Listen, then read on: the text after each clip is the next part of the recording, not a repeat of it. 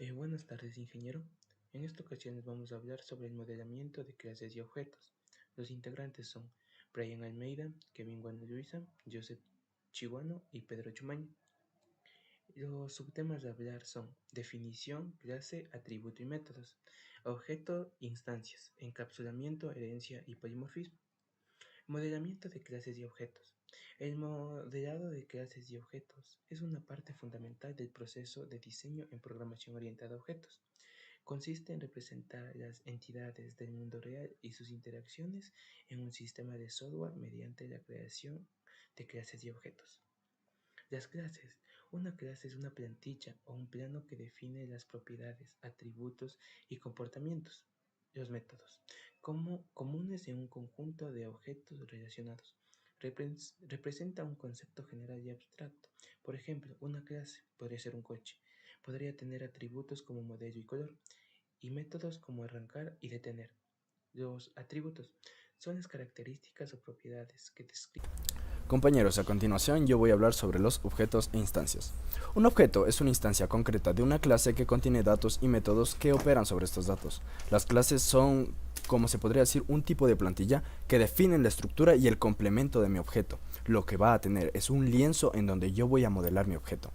La importancia del modelamiento de clases y objetos radica en su capacidad para organizar, modular y facilitar la reutilización del código.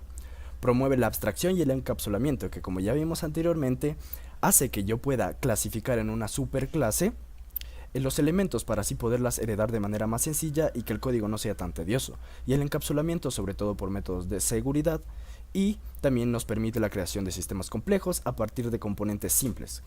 Además, el modelamiento de clases y objetos ayuda a representar de manera más fiel el mundo real en el software, lo que facilita la comprensión y el mantenimiento de los sistemas. Ahora, los objetos e instancias. Una instancia es un objeto específico creado a partir de una clase, es decir, es darle vida a un objeto o darle algo que hacer a un objeto. Cuando se crea una instancia, se reserva memoria para almacenar sus datos y se inicializan sus atributos. Cada instancia tiene su propia copia de los datos y se puede ejecutar los métodos definidos en la clase. Por ejemplo, yo tengo en una clase un método que diga saltar. Yo puedo hacer que este objeto diga está saltando, está comiendo. Por ejemplo, si tenemos una clase coche o una clase carro que define las características y comportamientos de un automóvil, podemos crear instancias o vida específicas de esta clase. Por ejemplo, coche 1, coche 2, coche 3, o en caso de ser una persona, por ejemplo, puedo crear persona 1, persona 2, persona 3, y cada una de estas instancias tendrá sus propios valores para atributos, como una marca, un modelo, un color, es decir, sus adjetivos, y se podrán ejecutar métodos que vienen de una superclase o de su propia clase llamada correr, arrancar, detener, cosas que haría un coche. Y eso es todo por mi exposición. Muchísimas gracias. Encapsulamiento. Vamos a entender un poco acerca del encapsulamiento y con sus conceptos fundamentales que es necesario aprender. El encapsulamiento y la abstracción y la modularidad son conceptos clave en la programación orientada a objetos. Estos mejoran la estructura y la mantenibilidad del código. Hay que entender muy bien claro eso. El encapsulamiento es ocultar detalles internos de una clase y proporcionar métodos controlados para acceder y modificar los datos. La abstracción es modelar objetos del mundo real como entidades y definir las operaciones que pueden realizar sin preocuparse por los demás detalles internos. Los conceptos fundamentales.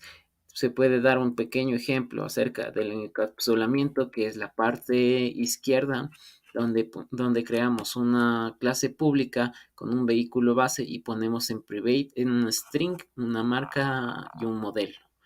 Esto es con el método de encapsulamiento porque estamos ocultando un tipo de dato que en vez de hacerlo público lo hacemos privado. ¿Para qué? Para que no cualquier tipo de persona pueda acceder a nuestros datos y de esta manera no puedo modificarlos a su voluntad. Bueno, yo voy a hablar sobre la creación de clases y objetos. Para eso tenemos un pequeño ejemplo de un código.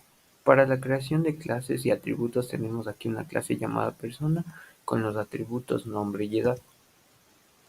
Para la creación de objeto, aquí podemos ver que creamos un objeto de tipo persona, la cual la llamaremos persona 1, y mediante el constructor le podemos dar el nombre y edad. Para la creación de métodos y atributos utilizaremos lo que es